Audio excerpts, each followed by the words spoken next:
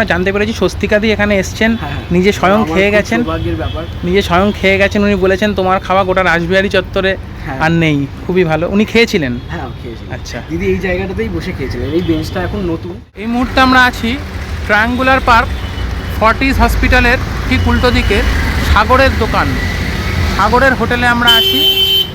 সাগর hotel চালায় আমরা জানি, ভাইরাল সাগর। আমরা একটু সাগরের হোটেলের দিকে যাওয়ার চেষ্টা করছি। ঠিক ফর্টিসের উল্টো দিকেই সাগরের হোটেল।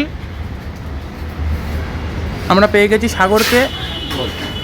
ব্যস্ততার দুপুরে সাগর হোটেল চালাচ্ছেন।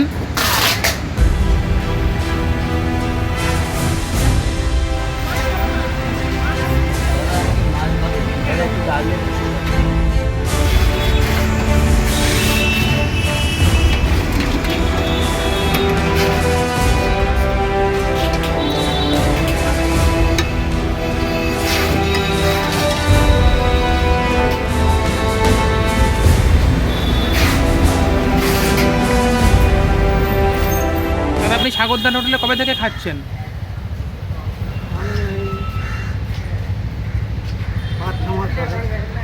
কেমন এখানকার খাবার কেমন লাগে? ভালো ভালো। অনেকদিন ধরে সাগর ভাইয়ের দোকানে নিয়মিত খান একজন দাদা। দাদার সাথে একটু কথা বলে নেবো। দাদা, আপনি সাগরদার দোকানে কাজে প্রথম খাচ্ছেন না এর আগেও খেয়েছেন? অনেকদিন ধরে খাচ্ছি। ওনার রান্না কেমন? খুবই ভালো। আমি তো প্রায় 2 বছর থেকে খাচ্ছি। আচ্ছা, বাগানের কাছে। আমি কলকাতাতে 20 বছর থেকে সব জায়গায় খেয়েছি। আচ্ছা। অত সস্তার মধ্যে অত কোয়ালিটি খাওয়ার, টেস্ট আর ভ্যারাইটি কোনো জায়গায়।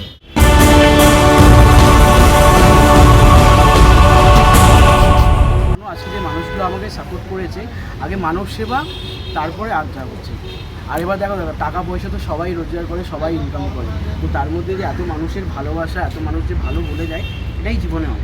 আচ্ছা সাগর, তোমার দোকানে তো অনেক কিছুই পাওয়া যায় বললে, তো প্রতিটা জিনিসের দাম যদি একটু বলো, কারণ পথ চলতি মানুষ প্রতিদিন তোমার দোকানে খান আর সস্তায় খেতে চান। সবার তো সামর্থ্য নেই যে অনেক টাকা দিয়ে রোজ খাবার।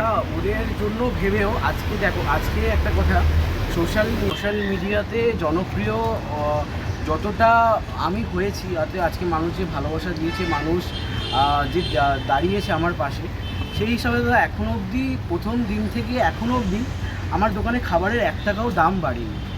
এটা আমি, যেটা আমার মনে হয়, চাইলে কিন্তু দাদা আমি বাড়াতে পারতাম। এখন যা জিনিসের দাম, তেলের দাম, চালের দাম, সব কিছু বাড়ছে, তার মধ্যে থেকে দাদা বাড়ায়নি। এই জন্য কি, যে মানুষরা সোশ্যাল মিডিয়ায় দেখে আসছে সবজি ভাত 30 টাকা, সেই মানুষটা যদি ওখানে দেখে এসে যদি এখানে বসে যদি না পায়, তাহলে ওখানে দেখার ওর কোনো লাভ হলো না। এখনও অবধি দাম কিছু বাড়ানো হয়নি। এবার তার মধ্যে থেকে সবজি ভাতের দাম হচ্ছে 30 টাকা, ডিম ভাতের দাম হচ্ছে 40 টাকা, মাছ ভাত যেটা বেশি, অনেকগুলো মাছ, অনেক রকমের মাছ থাকে, 4-5 রকমের, ওটার দাম হচ্ছে 50 টাকা। তারপরে যে মাংস ভাত চিকেনটা, ওটা হচ্ছে 80 টাকা। আচ্ছা, ক পিস মাংস দেওয়া হয়? মাংস 2 পিস থাকে, আলু থাকে, আর একদম চিকেন কষা গ্রেভি থাকে, তার দাম হচ্ছে 80 টাকা। এবার অনেক রকমের বড়া হয়, 2-3 রকমের বড়া থাকে। আর মানে এইটুকুনি বলতে পারি যে মানুষগুলো আমার দোকানে খায়, মানে অ্যাটলিস্ট ওনাদের পকেট ফ্রেন্ডলি খাবার ওনারা খেতে পারে। আর থালির মধ্যে তোমাদের এমনি কী কী থাকে, মানে কম্পালসারি যদি ভেজ থালি?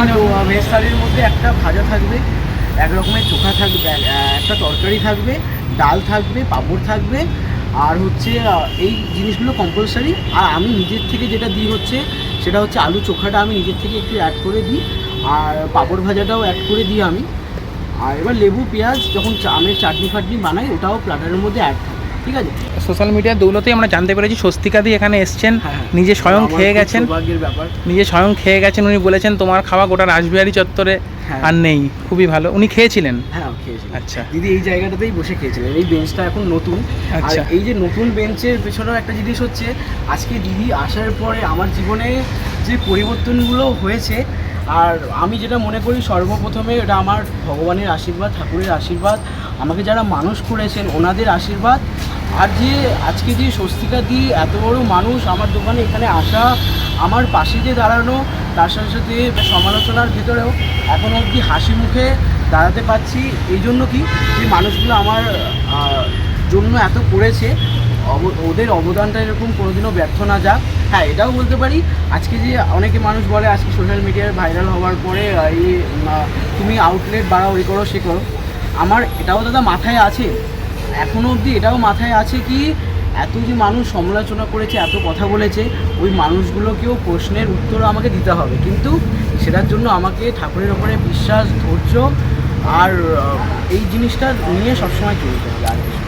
আর সাগর, তোমার দোকানে একটা স্পেশাল তোমাদের উড়িষ্যার খাবার পাওয়া যায়, পোখাল ভাত, পকাল পান্তা ভাত, পোখাল পান্তা ভাত, পকাল হ্যাঁ। ভাত, হ্যাঁ। ওই ভাতটা কি এখনো পাওয়া যাবে? ওটা এখন গরমের সময় স্টার্ট হয়।